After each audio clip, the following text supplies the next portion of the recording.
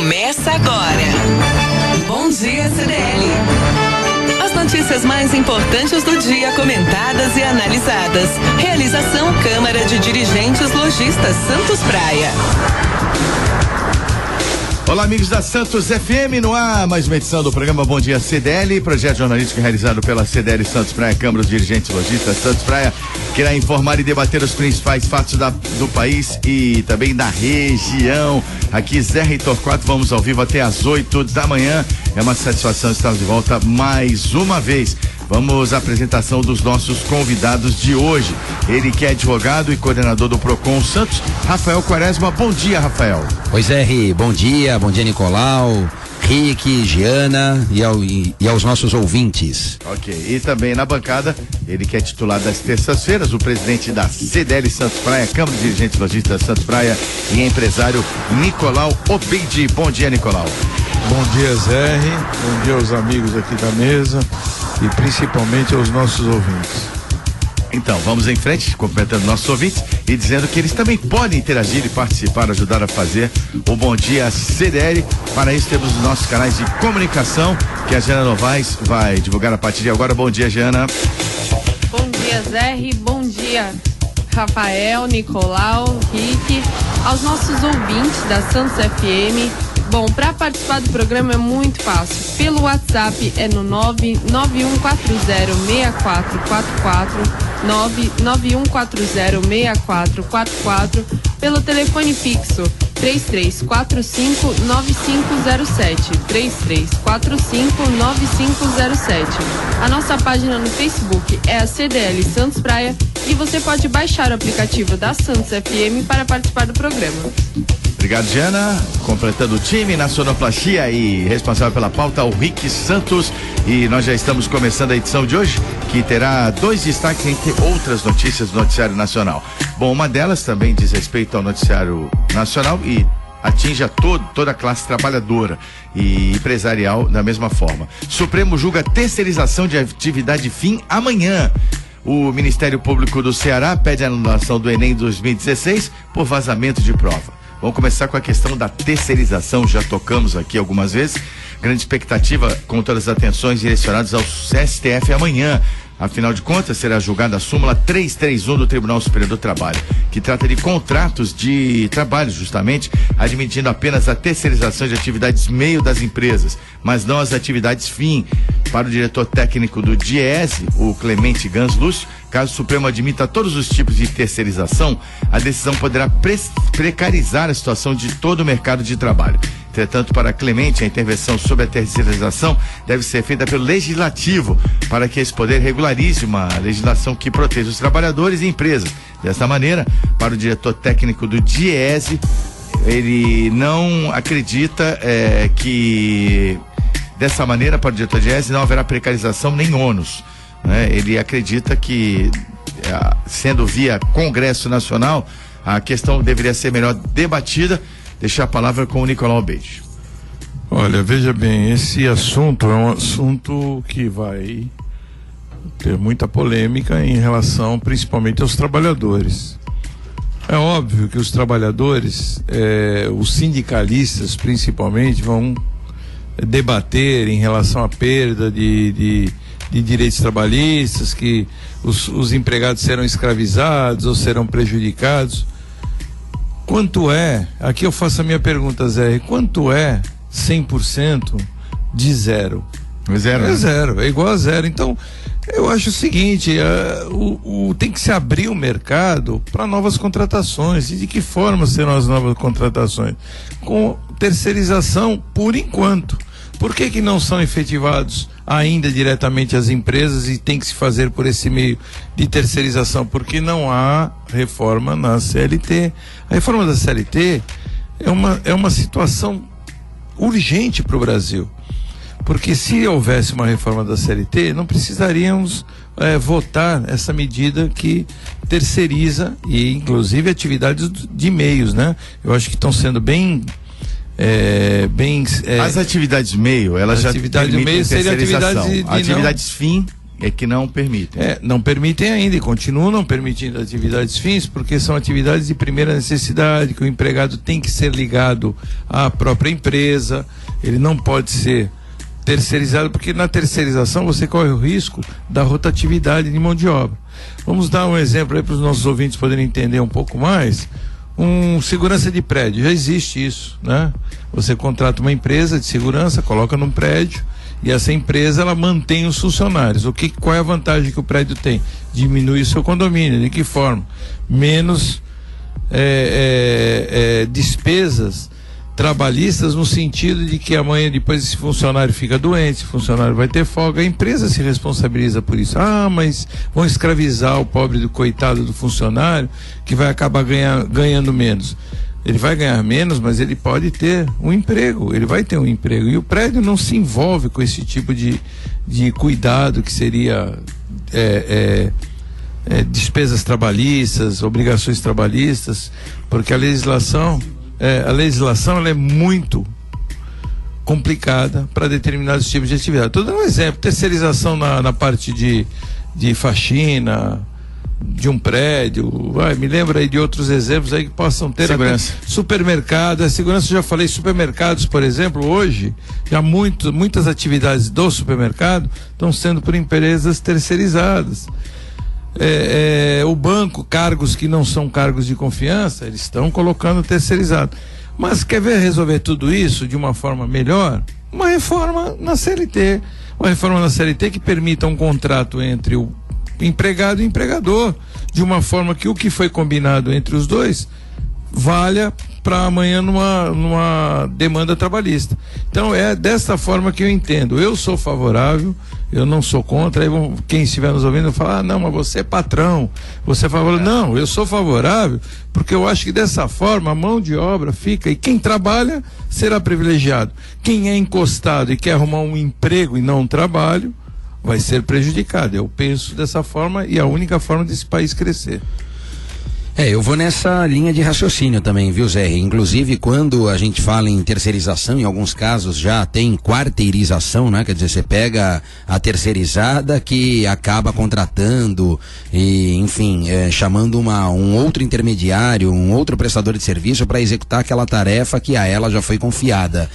Eu penso da mesma maneira, né? É importante a gente aqui refletir sobre o seguinte aspecto: o que movimenta a economia, não é? São grandes empresas, indústria, ou o microempresário, pequeno empresário? O que gera mais trabalho, não é? E quem gera mais ocupação aqui, sem dúvida, que é o microempresário, o comerciante, enfim. Então são poucas vagas com muitos, como disse o Nicolau, o patrão, enfim, patrões, que a gente acaba tendo um número considerável de absorção dessa mão de obra. E aí entra um outro aspecto: o custo disso é algo absurdo, não é? Quer dizer, ainda se vende muito a ilusão da questão da proteção ao trabalhador, etc., quando na verdade a realidade atual não é a mesma de 43, quando a CLT foi idealizada em 1º de maio por Getúlio Vargas, compilando todas as leis trabalhistas, né? Ela é uma consolidação porque 1945. A CLT é de 1º de maio de 43. 43? De 43. E justamente porque ela... Não tava lá. Não, eu também não, mas aí eu me socorri de dados da história lá, e justamente porque, como eu passo aula de direito positivo pro pessoal, esse ramo do direito, não é? Entrando hoje no direito difuso, acaba justamente tentando proteger quem é mais fraco, mas é indiscutível, inquestionável que o cenário lá de trás não é o mesmo de hoje, né? Eu lembro dos meus pais falarem que eles abriam o Estadão e escolhiam emprego, né? Quer dizer, você tinha uma oferta lá, uma oferta de emprego muito grande, de tal modo que aquele que buscava colocação escolhia onde trabalhava, ou na empresa tal, na indústria Y, enfim, quando hoje na verdade não tem isso. E aí, aproveitando esse gancho do Nicolau, é aquela história, né? Melhor você tomar um prato de sopa uma vez e não repetir, ou todo dia tomar um pouquinho, não é? Então, é a mesma coisa em relação a essa questão, não só da terceirização, como eu penso que vem por aí alguma forma de flexibilização das leis trabalhistas, porque me parece que é essa a ideia, né? Quer dizer, eu emprego uma pessoa porque o custo dessa pessoa já me vale por 2, ou eu consigo dar oportunidade a 2 pessoas, gerar mais emprego, e aí a gente consegue também aplacar essa questão relacionada a crise é o desemprego, né? Quer dizer, a gente nunca teve tanta gente desempregada. O meu último dado aqui é de 12 milhões de pessoas, eu não sei se está mais, se aumentou, muita gente. Só tem um detalhe, isso só é quem está procurando emprego, né? Só tem um detalhe, Zé, que eu queria acrescentar. Está fora desse número. Que eu queria acrescentar é que o empregado ele tem que olhar quem fica com a maior parte do salário dele, com mais de 50%, 60%, 70% do salário dele, é o Estado. O Estado fica com a maior parte. Então o empregador paga, o empregado não leva e 70% fica para o Estado. Então, essa é a visão. É óbvio que o Estado vai criar alguns lobbies, existe também uns lobbies terceirizados, né? Já que estamos falando em terceirização, o Estado vai terceirizar algum movimento contra uma reforma de CLT. Aí, lógico, assim, Nicolau, a gente falou lá, né? Né? A gente falou dessa questão da proteção ao trabalhador, né? Quer dizer, eu tenho consciência, a área que eu milito, que é a do direito do consumidor, se protege quem é mais fraco na relação, que é, em regra, o consumidor.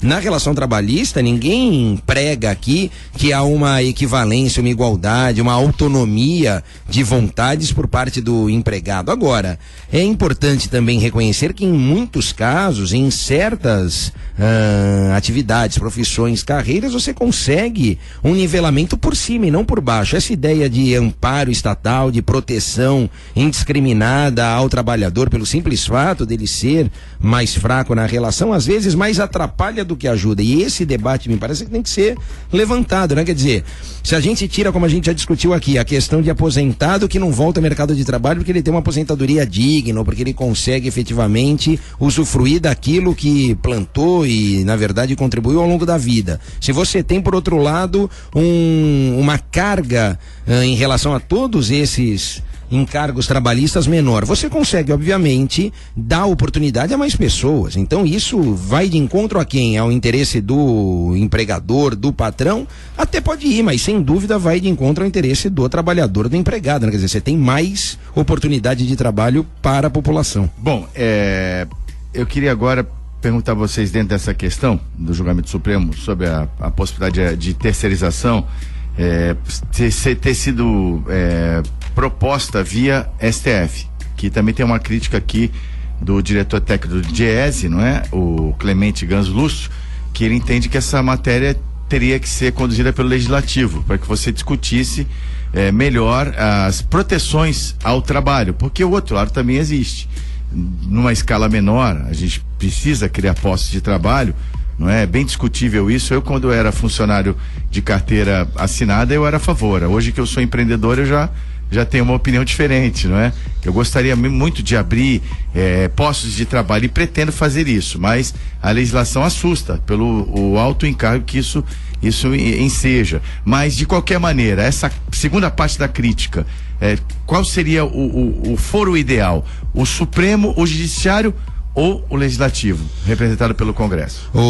Zé, só uma observação aqui, quando a gente, primeiro quero deixar um abraço aqui para o nosso ouvinte, o Rafael Campos, meu xará advogado que está na escuta, então fica aqui registrado o abraço, e também quero dizer o seguinte, Zé, quando a gente fala dessa questão de que, porque eu era empregado, então pensava assim, agora que eu sou empresário, empreendedor, eu penso assado, na verdade, o que a gente tem que pensar realmente é com o bom senso, porque não se prega aqui uma exploração indiscriminada da mão de obra, né? Quer dizer, o empregador, o empresário vai escalpelar o funcionário. Não é nada disso. Isso existe hoje. Não existe. Então, e outra, Nicolau, a ideia é o seguinte, né? Quer dizer, você deixar tudo bem às claras, as cartas em cima da mesa, para cada um saber qual é o seu papel nesse enredo. Quer dizer, o empregado, funcionário, tem que saber quais são as suas obrigações, os seus deveres, e por outro lado, a esses deveres correspondem certos direitos, e vice-versa em relação ao empresário. Então, se tudo isso for muito bem engendrado, trabalhado, esclarecido previamente, não tem problema. A questão é que às vezes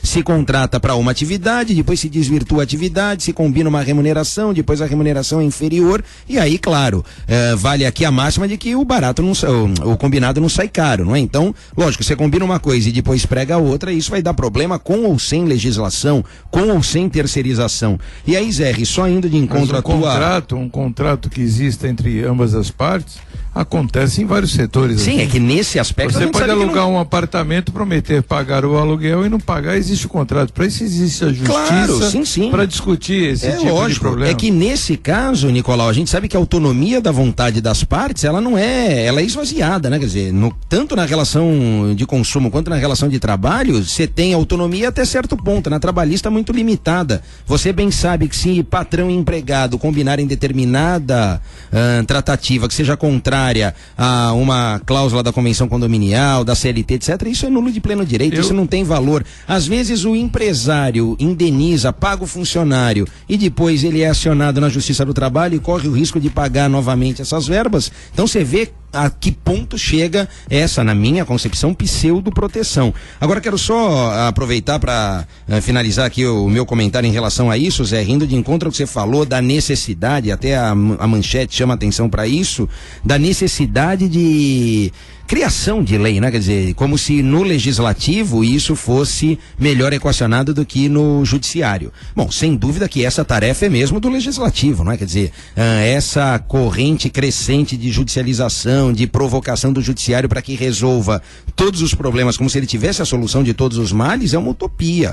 A gente sabe que o judiciário não está aí para isso, não foi feito para isso. Agora, por outro lado, Zé, a gente não pode esquecer que ao juiz não é dado deixar de julgar alegando inexistência de lei. Quer dizer, bom, eu não tenho lei, então simplesmente eu deixo esse processo lá no escaninho, agora é virtual, eu ponho lá na minha quarentena, na lixeira, sei lá onde eu ponho o processo virtual e não vou julgar porque não tem lei. Eles precisam fazer do limão a limonada aqui, né? Quer dizer, precisa dar um jeito de resolver e aí muitas das vezes cabe ao intérprete, que é o aplicador do direito aqui, o jurista, fazer com que por outros princípios, por outros mecanismos, se supra aquela lacuna, se preencha aquele vazio ou se interprete leis que já existem. Nesse caso eu falo do enunciado 331, eu preciso ver como esse caso pode ser aplicado a outras situações análogas, a outras situações parecidas. Então, é o ideal? Não, verdadeiramente não é. Agora, não significa que por não ser o ideal o supremo, a gente tenha com a elaboração da lei a solução do problema. O legislativo às vezes vai legislar e não vai resolver também a questão. Bom, acho que entendo que o temor dos sindicatos, primeiro, é uma estrutura que ele já se habituou há muito tempo, né? Tem aí, a razão de ser dos sindicatos, realmente, se você flexibiliza, você permitir contratações, exatamente, por pessoa jurídica, você podia fazer um modelo misto, que a pessoa poderia optar pelo regime, inclusive o empregador vai saber, muito embora tudo indique que a carteira assinada, né? Mas eu creio que tem que ser... Países como Estados Unidos, o sindicato não tem efetividade nenhuma. Então, em tese, é necessária uma mudança sim, mas eu entendo que também tem que se ver caso a caso os direitos, como por exemplo, férias, 13º, a regulamentação... Ninguém está falando de tirar isso, né? Mas pode dar ensejo a esse debate, e aí precisa ver direitinho, tem que botar ali na balança direitinho para que se mantenha o equilíbrio e não se revogue todos os direitos de apenas uma só tacada, né? Eu também não creio, mas concordo com o diretor de Diese que eu acho que o fórum ideal deveria ser o Congresso, o Legislativo e depois o Supremo resolvesse algumas dúvidas decorrentes. Mas sabe por que o Congresso, eu tenho um pouco de medo? O Congresso ele é muito pressionado pela opinião pública, esse é que é o grande problema. Também. Não iria avançar, porque não iria. Defender uma causa daria um desgaste político a muitos deputados e senadores. Eles visam somente a próxima eleição. E talvez via Congresso já fosse tentado de várias maneiras e a questão não avança, né? Tá aí talvez a efetividade do Supremo. Bom, vamos em frente com a nossa pauta aqui no Bom Dia CDL, que é uma realização da CDL Santos Praia, Câmara de Dirigentes e Lojistas Santos Praia. Estamos ao vivo aqui até às 8 da manhã. Mas vamos para o intervalo. Voltamos já aqui na Santos FM 7h19. Você está ouvindo Bom Dia CDL. Realização Câmara de Dirigentes Lojistas Santos Praia. De volta aqui com o Bom Dia CDL, bom prazer ter você conosco mais uma vez aqui na audiência da Santos FM 92.5, 7h20, o programa da Câmara de Dirigentes Lojistas Santos Praia, projeto jornalístico, vai ao ar de segunda a sexta-feira, das 7 às 8 da manhã. Na bancada, os comentaristas Nicolau Obeide, presidente da CDL Santos Praia e empresário, e o advogado e coordenador do Procon Santos, o Rafael Quaresma. Aliás, se você tiver alguma dúvida a respeito do direito do consumidor, pode acionar o Quaresma que ele vai responder com muito prazer aí os seus questionamentos mas quem vai anunciar os canais de comunicação, como é que você chega até nós, é a Giana Novaes. Giana. Bom, Zé, pelo WhatsApp é no 991406444, 991406444, pelo telefone fixo 3345-9507, 3345-9507. A nossa página no Facebook é a CDL Santos Praia e você pode baixar o aplicativo da Santos FM para participar do programa. Bom, agora vamos falar também do cenário nacional. Está forte aqui o noticiário do cenário nacional. 7h21, o Senado segurou a PEC, projeto de emenda constitucional, que proíbe réu de assumir a presidência, né? A presidência entrar aí na linha sucessória. E o que acontece é o seguinte, que o julgamento foi suspenso quando 6 dos 11 ministros já vinham se manifestado a favor desta norma, não é? Mas o ministro Dias Toffoli pediu vistas do processo, não existe uma data para continuar o julgamento, mas o Senado está ali segurando, né, um pouquinho essa PEC, né? Será que é um interesse pessoal do nosso presidente do Senado, Renan Calheiros? Será que a pergunta que não quer calar, Nicolau Obeide? Olha, o cara é forte, viu? O cara é forte. Ele está se saindo um Cunha aperfeiçoado. Eu acho que ele é um Cunha melhorado, porque você há de convir ou piorado, dependendo do ponto de vista. Depende do ponto de vista. É mais resistente. Piorado no sentido eu tô falando melhorado na artimanha, né? Isso. Melhorado na artimanha, não no sentido de pessoa boa. Mas, deixar bem claro, né? Acontece que ele é forte, ele é um presidente do Senado pela segunda ou terceira, se eu não me engano. Da última vez ele tiraram aos 48 minutos do segundo tempo, ele renunciou ao Senado e se manteve como senador, que é o escândalo onde ele está sendo julgado hoje, que é em relação a mensalidade, né, ou a mesada que o empreiteiro estava dando para a sua relação extraconjugal. Exatamente, para a pensão. Para o filho extraconjugal. Então, ele com certeza vai se tornar réu, né?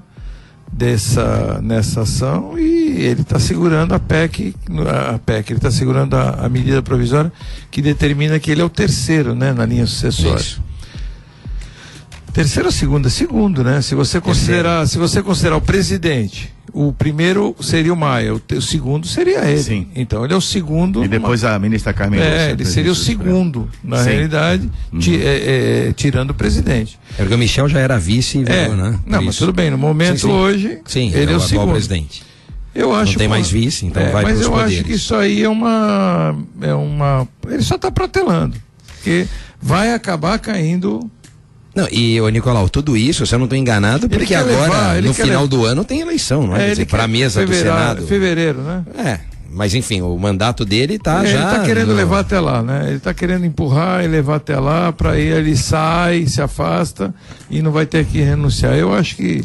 Como deve ser bom, hein? Meu Deus do céu. Eu me pergunto justamente nesse sentido, né? Quer dizer, deve ser algo bom demais ali, porque os caras não querem largar o osso de jeito nenhum. São 11 processos que o Renan Calheiros responde. 11? Isso. Mas o que está para ser julgado é o da pensão, exatamente, né? Ele responde a 11 processos, não é réu nenhum ainda. Que isso fique bem claro. Se fôssemos nós simples mortais, é verdade, né? Pessoas do povo, nós já estaríamos condenados nos 12, né? Não seriam nem 11, seria 11 e arrumariam mais um para condenar. É que nós seguimos a maioria dos 10 mandamentos. É uma brincadeira. Alguns ele não segue. É uma brincadeira. Eu vou te falar uma coisa. Tá vendo ninguém? Eu falei alguns, né? Não falei todos, né? Aí todo mundo concordou aqui, né? Mas é melhor seguir alguns do que nenhum, que nem eles. Não vou perguntar qual o pecado que cada um não segue. Eu só vou me atentar a um detalhe. O pessoal está reclamando muito. Nós temos um advogado aqui, no caso o Rafael, e tem o Rick aqui, ó, futuro... Meu aluno, hein? Futuro causídico. Eu vejo o seguinte, todo mundo reclama da atual judicialização do país, não é verdade? Estamos reclamando, e é perigoso, eu acho muito perigoso a judicialização. Tudo é decidido no judiciário. Mas não são eles mesmos que estão fazendo com que isso aconteça? Eu percebo que o Senado não funciona, a Câmara não funciona, o Executivo não funciona. O que resta é um Ministério Público, que é o quinto poder, acionar o Judiciário. É isso que nos resta. Então, quem está forçando que o país funcione na base da judicialização, do Judiciário, quem é? São eles mesmos que não tomam decisão. Qual seria a decisão decente do Senado? Renan, por favor, renuncie, se afaste, você está complicado. Ele mesmo, né? Se ele fosse em outro país, se fosse na Alemanha, se fosse no Japão, ele já teria se afastado há muito tempo. O próprio, né? Quer ver um exemplo próprio bem, caráter. Uma coisa muito mais simples. O ex-primeiro-ministro da Inglaterra, o Cameron lá. Que não teve Cameron, a votação. Ele perdeu a votação para a Inglaterra, que ele apoiava da Inglaterra permanecer na União Europeia. E ele simplesmente renunciou, falou, eu perdi, não tem mais por eu estar aqui, porque a minha principal bandeira convicção dele não era está outra, sendo respaldada pela população, então eu vou me retirar. Ele tinha outra convicção. Outra cultura. Essa consciência, essa autoanálise, autocrítica não se faz, esse desprendimento, exatamente. Então, mas é caráter, né, Rafael? Eu acho que isso é uma questão de caráter. A pessoa tem que ter o caráter correto, no sentido de que ele faça aquilo que ele sabe que é correto e que os olhares de outras pessoas para ele vão ser de uma atitude correta que ele tomou. O Renan Calheiro está preocupado o que você pensa dele, o que eu, Nicolau, penso dele, o que o Zé... Ele não está nem aí, ele quer saber das vantagens que ele tem e de todos os tráficos de influência que ele faz dentro do Senado. E ele sabe que amanhã depois ele deixa de ser presidente da mesa do Senado, ele perde 60%, 70% do poder dele de negociação. Então, ele vai levar até onde der. É uma vergonha. O David Cameron, eu falar James Cameron, eu sempre confundo, é o diretor do Titanic, né? O James Cameron. E o David Cameron foi quem renunciou. Bom, agora vamos mais a Brasília. Com parecer de relator, a Comissão de Constituição e Justiça já pode votar o fim do fórum privilegiado. E eu li nesse final de semana a primeira entrevista do juiz Sérgio Moro para o jornal Estado de São Paulo, o Estadão. Entrevista exclusiva, foi bem demais o Estadão, nossos colegas do Estado de São Paulo, jornalistas. E o Sérgio Moro se manifestou.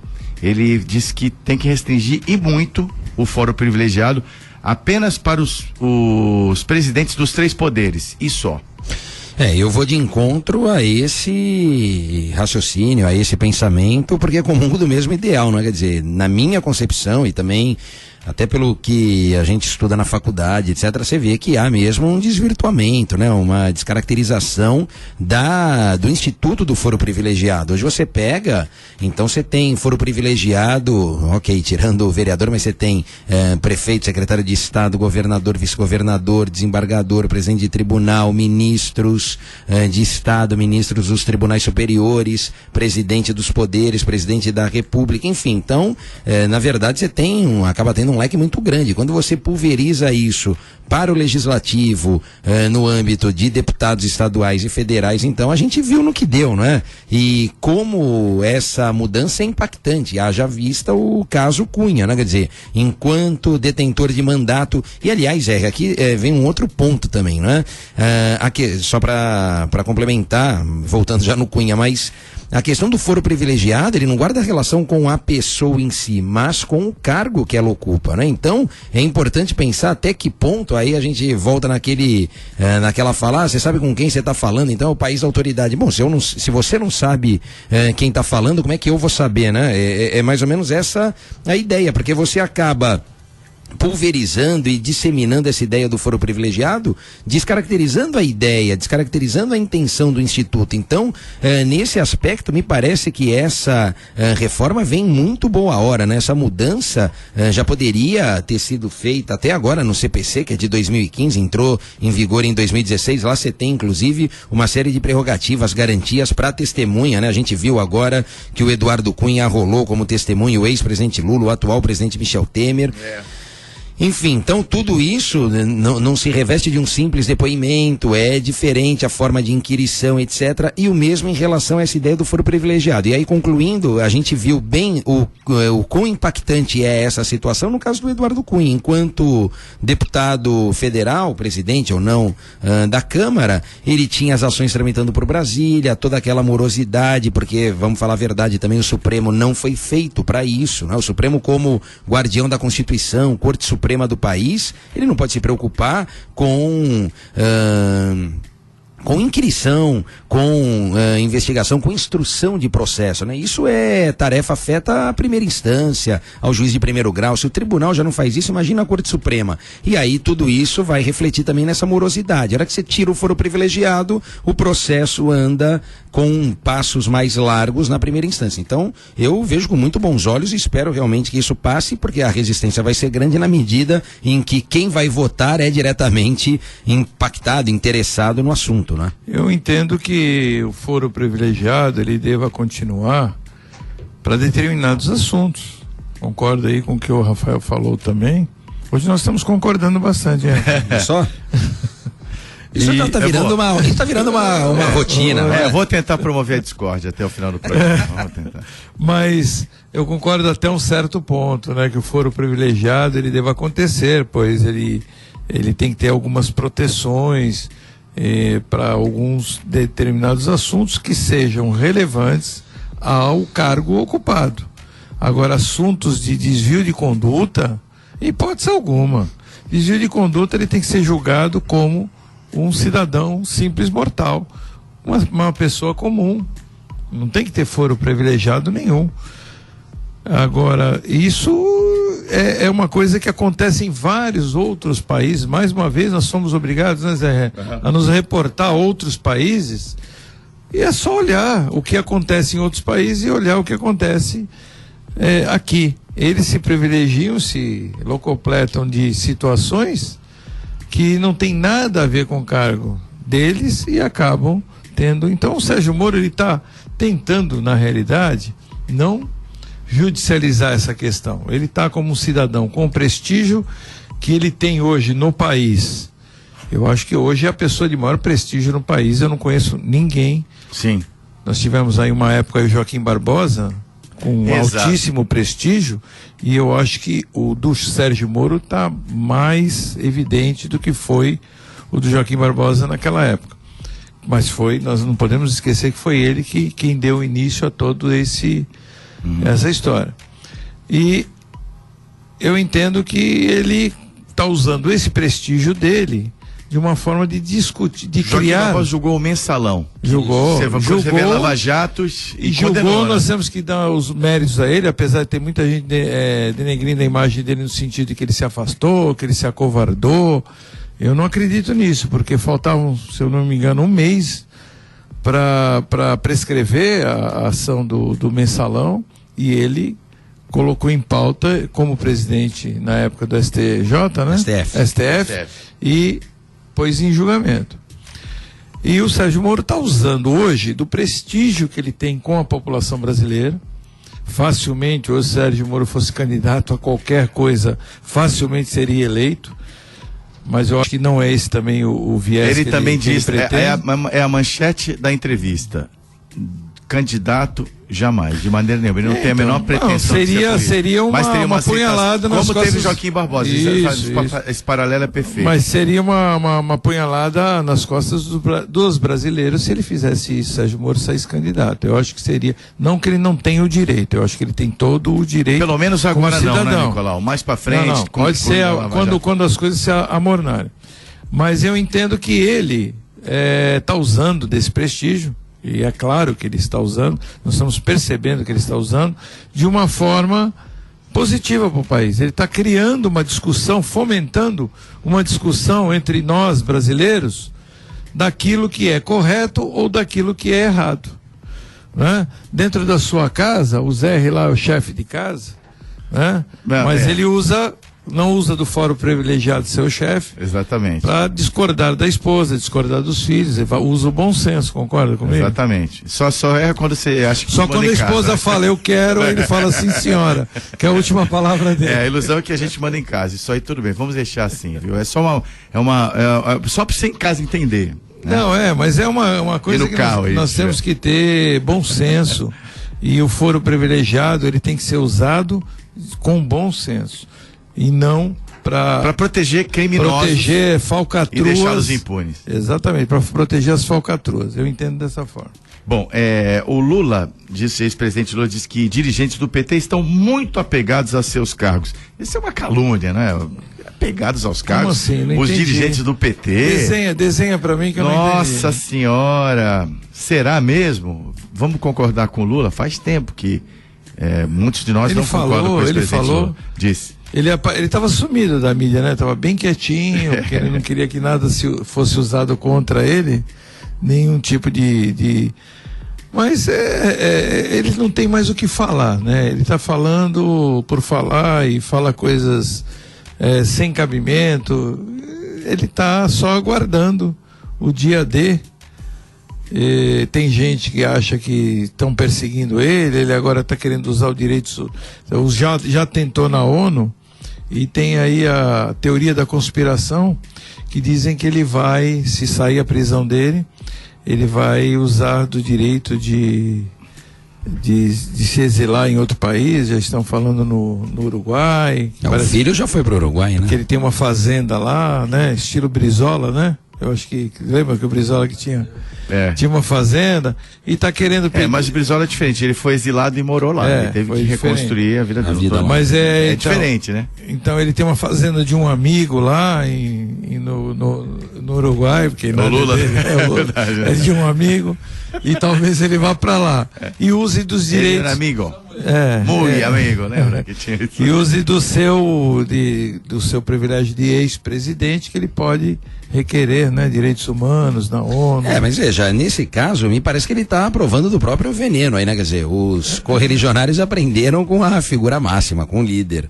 Mais apego do que ele demonstrou o poder, fruto do que, fazendo tudo que fez, né? Quer dizer, fruto de tudo que fez, não dá para você exigir diferente, né? Então é aquela máxima de que faço o que eu digo, mas não faço o que eu faço, e aí não colou. Quer dizer, as pessoas e os militantes correligionários se espelharam justamente nele, então. Mas então como é que eles estão muito apegados? Eles estão muito apegados porque essa foi a doutrina que eles tiveram. A caneta do poder, você sabe o que ela escreve, Rafael? O quê? O cifrão. Então. Ela faz o cifrão. E o cifrão é usado e vale em qualquer lugar do mundo. Só que aqui no Brasil vale o dobro. Então é por que eles estão apegados ao poder? Ao cifrão. E é uma questão que está no mundo inteiro, né? Que é diminuir o tamanho do Estado mesmo. Então, os partidos de esquerda, eles ainda têm essa visão do Estado provedor, Estado paternalista, né? Mas que não se sustenta, não né, se Zé? sustenta Esse mais. É o ponto. Você vê, não se sustenta. A gente vive aqui períodos cíclicos, né? Quer dizer, você tem... Pode isso me chamar de coxinha, mas eu acho que não cabe mais. Esse Estado gigantesco. Não, e veja, você tem períodos de austeridade e aí um esgotamento disso por parte da população, né? Da grande massa, e aí vem essa ideia, então, do Estado paternalista, do Estado assistencialista, enfim, não tem dinheiro, arrecadação que faça frente a isso, aqui agravado ainda pela questão da corrupção, e depois você precisa voltar então com medidas mais duras, políticas mais austeras, justamente para reequilibrar finanças. E aí quando você parte para essa reconstrução, depois vem novo período de protecionismo. Então, gastar, a gente não tem uma, como eu vou dizer, engorda o porquinho. Você não fica perene ali, falar, não, vamos abolir porque não dá para seguir nesse caminho, vamos então pro lado, né, do Estado do Estado menos intervencionista, ou enfim, do Estado que analisa a economia, mas não tenta regulá-la ou influenciá-la sobremaneira, enfim, então você fica nesse dilema, e a gente vê isso, quer dizer, passamos um período, fechamos outro período, estamos agora voltando, Rafael, a esse inicial. Só acrescentando o que você está falando, Rafael, ontem eu vi uma reportagem que foram extinguidas ou foram rescindidas, sei lá qual seria o termo utilizado, foram canceladas 1.240.000 Bolsas Famílias irregulares. Olha, 1 milhão... E também teve pente fino do INSS. Também teve que também cancelou. Do INSS tem, parece que 191 mil pessoas. Nicolau, ontem... Olha, veja bem, olha esses números, esse pente fino, ele é bem largo. É sim. Os dentes desse pente são bem largos ainda, hein? Porque a tendência é passar mais pente fino. Eu conheço gente aposentada que tá aí, saudável. Não, rapidinho, Zé, ontem eu vi, não sei se você acompanhou lá no jornal hoje, até uma entrevista que eles fizeram do SUS, na verdade, e mostrou uma dessas pacientes, pacientes, né? Aposentadas, e essa que eles mostraram, ela veio a falecer por conta da interrupção do tratamento, ela tinha câncer no pulmão, você viu isso? Bom, em Sergipe. Em Sergipe, exatamente, deixando de lado toda a tristeza, né, que traz, escancara ali a ineficiência do Estado, etc, quero só te dizer, nessa linha que você está falando e desses dados que você está pregando, o Ministério da Saúde lamentava todo o ocorrido, etc, e falava que em 100 dias de gestão, eu tô passando aqui a informação que eu ouvi, não sei se é ou não, mas o Ministério da Saúde falou o seguinte: em 100 dias de gestão economizamos 1 bilhão e 50 milhões de reais. Meu Deus do céu, como é que você consegue economizar 1 bilhão em 100 dias? Quer dizer, ou tinha esse pente aí, esse ralo, era uma coisa absurda, não é? Ou você está contingenciando tudo e mais um pouco, e aí por isso talvez tenha impactado lá nessa senhora, enfim. Mas o que eu quero dizer, quando falou, eu falei, não, eu não ouvi direito, voltei, não, era 1 bilhão, não era 1 milhão, tudo bem, 1 milhão seria até inexpressivo em termos nacionais, agora 1 bilhão em 100 dias é uma coisa de maluco, e eles dizem lá, economizaram esse valor, quer dizer, então assim, não dá para ter muito parâmetro, não dá para ter uma ideia, é uma coisa maluca isso. E o contingenciamento do Estado é de uma forma muito grosseira, né, vamos dizer assim, porque não existe nenhuma forma mais detalhista de se fazer as coisas. Eles vão fechando o cerco. Qual é a leitura? Não, então, e qual é a leitura que a população faz? Bom, se em 100 dias economizou 1 bilhão, então tava farra do boi, aquilo lá tava, entendeu? Podia gastar o que quisesse, como quisesse, porque é muita economia para pouco tempo, meu Deus do céu. E agora está em discussão, em pauta, uma renovação, né, dessa operação Pente Fino, porque agora já perdeu a força de lei, não é? Esse prazo já expirou, essa operação, e as pessoas que tiveram seus benefícios cortados vão reagendar outras perícias para tentar rever os seus benefícios, quer dizer, essa história ainda não está encerrada. Bom, vamos agora ao intervalo comercial 7h43, só vou pedir licença ao Rick Santos para falar da Design Gallery. A Design Gallery é uma loja fantástica que tem para você muitas peças bonitas, presentes, utensílios de cozinha, tem para você muitas utilidades domésticas. A Design Gallery é uma loja referencial mesmo, muito bem conduzida pelo nosso grande amigo aí, o João Vilela. Tem para você aparelhos, artigos para sua casa, realmente tem novidades diárias lá na Design Gallery, sempre com muita qualidade, muita variedade, preço e excelente atendimento. São 2 lojas à sua disposição, Marechal Deodoro 98 no Gonzaga, Azevedo Sodré 3 no Boqueirão. Design Gallery, nosso apoio cultural aqui no Bom Dia CDL, que para e volta já já, 7h44. Você está ouvindo Bom Dia CDL. Realização Câmara de Dirigentes Lojistas Santos Praia. Bom, vamos falar agora também de volta aqui no nosso programa Bom Dia CDL, não é? O programa jornalístico da CDL Santos Praia, que vai de segunda a sexta-feira das 7 às 8 da manhã, ao vivo aqui na Santos FM. Vamos falar do apoio cultural da Home Life. A Home Life é especializada em home care, atenção domiciliar, especialidade da área da saúde, que consiste no atendimento domiciliar ao paciente de diversas complexidades, com uma equipe de várias linhas de profissionais, médicos principalmente, enfermeiros, fisioterapeutas, nutricionistas, de acordo com a necessidade, que vai desde o atendimento mais simples ao mais complexo. Tem até como você estabelecer uma terapia intensiva hoje domiciliar, e a Home Life tem isso para você. Consulte seu plano de saúde, conheça tudo que a Home Life pode fazer por você e pela sua família, que, como a gente sempre diz, quando o ente querido fica doente, a família adoece junto, né? Então ele está próximo da família, ajuda bastante, sem tirar o risco, sem contar o risco de infecções cruzadas, que é comum, inerente à rede hospitalar. Conheça a Home Life. O telefone é 3202-6440, 3202-6440. A unidade Santos fica na Costa 146, na Vila Matias. E acesse o site à sua disposição, homelife.com.br. Senhores, vamos agora entrar numa linha, às 7h47, que primeiramente nós vamos comentar um caso, né? Que já há algum tempo, que é a questão daquele PM que fazia um bico no Uber. Ele foi chargeado, né? Passou por uma tentativa de assalto e acabou matando os 3 bandidos. E eu quero acrescentar também outro fato que ganhou as manchetes, seria da morte daqueles 5 rapazes em São Paulo, não é? Com indícios de execução. Rapidamente vamos comentar os 2 episódios. Vou começar com você, Nicolau Beide. Legítima defesa, o secretário Mágico Alves Barbosa, secretário estadual de Segurança, entende que sim. Eu entendo que ele é uma pessoa preparada por ser um PM, uma autoridade, e os bandidos se deram mal. É uma situação na qual eles não contavam, né? É verdade. Um sujeito... porque ali, tudo bem, ele estava como Uber, como taxista, sei lá qual era a profissão que ele estava exercendo. Uber. Uber, tá fazendo né? bico de motorista Uber e taxista são similares. E... Cuidado, hein? Só que... Há divergência. A divergência. Só que, não, eu estou dizendo em relação à profissão, né? Mas ele estava exercendo uma função de motorista, vamos dizer assim, e só que provavelmente devido à insegurança em que nós vivemos, estava provavelmente armado, sofreu uma tentativa de assalto e reagiu. O policial tem que andar armado, Nicolau, porque se descobrem a carteira funcional dele, ele está morto. Exatamente. Tem que andar. E ele reagiu. E eu vou falar uma coisa para você, o meu amigo Carlos Romano, que está se recuperando, se estiver nos ouvindo, um abraço para ele.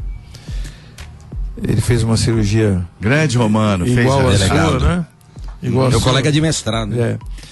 E ele diz, né? É a prótese no quadril. Antes bandido que alguma bom, besteira, né? bandido bom. Não, o delegado Romano diz, bandido bom é bandido morto. Então, infelizmente, pode parecer parte da sociedade meio drástico, mas eu acho que tem referência, porque eles, na hora que a situação é contrária, eles não têm pena de ninguém. Não, e rapidamente, Nicolau, a gente... Eles não tem pena. As imagens ali mostram... Só vou te pedir até para você evoluir depois também para a questão, como ele falou, tá bem essa questão, e a sociedade geralmente aplaude esse tipo de ação. 5 morreram, 4 tinham passagem pela polícia, então a polícia estava certa. Veja, não é só isso, não é bem por aí. Não sou eu estou reproduzindo o senso comum de grande parte da população, que vai ao encontro do que o Nicolau colocou. Fizéssemos um plebiscito hoje, com certeza a sociedade votaria como eu estou falando. É que nesse caso do desaparecimento dos 5 jovens, 4 com passagens pela polícia, o único que não tinha era o motorista lá que levava, né, transportava os demais. E que aí deve ter sido, né, tá no bolo e vai junto, mas ali me parece que a história merece, né, um aprofundamento, uma análise. Até onde eu vi, li, acompanhei pela mídia, teve mesmo, né, algo parecido com execução ali, enfim, tiro na cabeça, etc. Enfim, então não é diferente. Agora, essa questão do policial enquanto motorista, uberista ou não, enfim, ele sai com uma vontade do carro ali tremenda, mas acho que não tinha como exigir uma conduta diferente dele, né? Porque ele sai, atira e vou de encontro ao que disse o secretário estadual, né? Porque senão também parece que ele precisava tomar um tiro, então, para poder caracterizar a legítima defesa. Não, a legítima defesa, até onde eu lembro, é algo mais ou menos assim, para você repelir injusta agressão atual ou iminente. Tava já acontecendo essa injusta agressão mais um pouco ali, ele seria vítima concreta, real, efetiva do assalto. E se não fosse vítima de homicídio, porque como disse o Zé, iam descobrir que ele era policial, aí que iam matá-lo mesmo, não é? Então, eu só brinco, né? Se é possível algum tipo de brincadeira num caso como esse, mas enfim, não brincadeira, mas a forma com que ele atira e depois ele vai ainda, né, pra cima lá, porque um cai, o outro corre e a coisa segue. Mas é justamente esse caso, quer dizer, então, senão a gente esvazia também o Instituto da Legítima Defesa. Se essa é a ideia, me parece isso que foi feito. O secretário até fala, também com razão, da apuração eventual de excesso na legítima defesa, né? Porque você vai atuar em na sua proteção até certo ponto para, como diz a lei, repelir aquela agressão. Se um tiro, às vezes nem na direção da pessoa para cima, ou um só, serve para repelir, você tem que parar por aí. Do contrário, você pode responder pelo excesso. Isso agora é objeto da investigação. E outro caso o outro já tem que ser apurado. As notícias chegam pela imprensa porque alguns tiros nas costas. Tem que ser apurado, eu acho. Exatamente. Que qualquer tipo de atitude injusta tem que ser apurado. Mas me parece que tinham 2 ou 3 com passagem na polícia também. Então, me corrija se eu estiver errado, Zé. Eu acho que 2 ou 3 estavam com passagem, né? 4. Não, dos 5, 4, menos o motorista lá, o condutor que não tinha. Então, o motor Então, eles estavam indo numa festa, mas a gente não sabe o que aconteceu. Bonzinhos não eram, né, Zé? Então, mas a questão não é essa, Nicolau. A polícia você acha que parecer que era... mas a gente tem que tomar cuidado, porque senão a gente vai pegar como referência a questão da passagem policial. E até aí, não é? Você pode ter a passagem... Eu não estou defendendo, não, mas você pode ter passagem policial, e isso pode ter resultado ou no arquivamento do inquérito, ou numa absolvição em processo crime. Então, a gente tem que também analisar com certa cautela isso. É um indicativo? É um indicativo. É determinante? Polícia, esses rapazes já eram conhecidos da polícia, que tem muito bandido que é conhecido. Mas também não posso dizer que ninguém é bandido ali. Não. É fato. Né? Mas, ô Zé, assim, são bandidos, ok. E aí, a gente mata, então? É isso? Porque é o que a gente vai discutir. Esse é o ponto. Tá, são bandidos, ok. Tem passagem, perfeito, são bandidos. E o que a gente faz? Mata, executa. Então, se é isso, é estado de exceção, é outra ideia, a gente tem que mudar. São bandidos, vão presos, vão responder a processo, é o que a gente tem. Gostemos ou não gostemos. Tem que investigar mesmo. Eu acho que tem que ser investigado, porque eu também entendo que a corregedoria, ela existe para isso. E ela tem que investigar e determinar. Eu só queria relatar um fato aqui rapidamente. Minha filha no domingo me ligou desesperada. Estava na porta do Extra em São Paulo, solicitando um Uber, que em São Paulo pode pedir tranquilamente. Passou um moleque de bicicleta, arrancou o celular da mão dela. Nossa. Arrancou o moleque. De novo, hein? Eu peguei o telefone de novo, pela segunda vez. A primeira foi assaltada. A segunda... Essa loja vem de celular. Eu acho que sabem já. Era o iPhone da empresa. Era o iPhone da empresa. Bom, acontece que eu liguei, o moleque atendeu, o que me deixou assim, estupefato. Usar até uma expressão mais estupefato, é que eu liguei e ele atendeu com palavreado meio de malandro. E aí, mano? E aí, não sei quem é. Eu falei assim, você roubou esse celular? Não roubei não, eu acabei de comprar. Falei, como assim você acabou de comprar? Eu acabei de comprar, não é roubado, tem que provar e tal, não sei o que. Me atendendo, eu falei, olha, vamos fazer assim, tu roubou esse celular agora da minha filha na porta do... quanto você quer para devolver ele? Eu te dou 200 pau para tu devolver ele. Falei assim mesmo para sentir. Não, mano, eu trabalho com isso, nós trabalhamos só com iPhone. Nós trabalhamos. Olha o termo, nós trabalhamos só com iPhone. Tá brincando, isso é surreal, né? Não, surreal, eu tinha que ter gravado. Nós trabalhamos só com iPhone. E eu sei, esse telefone vale muito mais. Você tem que falar, só que ele está sendo já bloqueado. Ele, tu já deixou a tela branca? Ele estava vendo que a tela já tinha avisado a Apple, a tela já estava ficando branca. E tal, não sei o que, mas pelo menos 600 pau tu me dá, 600 pau eu te libero ele. Então, não sei o que, dali a pouco continuei falando com ele, para ver até onde ele chegava. A ligação caiu, porque minha filha mandou também cortar na Vivo, que o chip era da Vivo, e acabei não concluindo a ligação com ele. Mas eu fiquei assim impressionado com a liberdade, e foi localizado. E durante esse período que ele estava falando comigo, foi localizado. Ele estava nas proximidades, eu tenho até no mapa aqui que apareceu no celular, que minha filha me mandou, porque nós temos aquele amigo, aquele aplicativo que um enxerga o outro. Ele estava próximo da rua Santa Efigênia, em São Paulo. Ele já tinha saído lá da Vila Mariana, ele já estava próximo a Santa Efigênia. Então você vê, eu fiquei assim impressionado com o termo dele, nós só trabalhamos com isso, eu sei quanto vale. Então você vê o direito, pega um sujeito desse, ou toma um tiro, ou pega um policial, vão dizer que o policial foi truculento. Eu não entendo qual seria o merecimento de um sujeito desse. Bom, agora vamos falar para você da situação, para quem está circulando pelas vias. O Rafael Mota, meu colega jornalista, ele vai assumir daqui a pouquinho Entre Linhas, aqui a partir das 8 da manhã, e ele me passa informação, obrigado Rafael, que o Uber vai excluir o motorista, que ele não permite que os condutores, eles trabalhem armados. Bom, Vamos lá de estradas e balsas, então? Balsas e estradas. Travessia Santos Guarujá, 6 balsas em operação. Tempo de espera de 15 minutos em ambos os sentidos. Guarujá Bertioga. A balsa está paralisada devido a problemas técnicos. Mais uma vez, hein? Travessia São Sebastião e Ilhabela, 4 balsas em operação.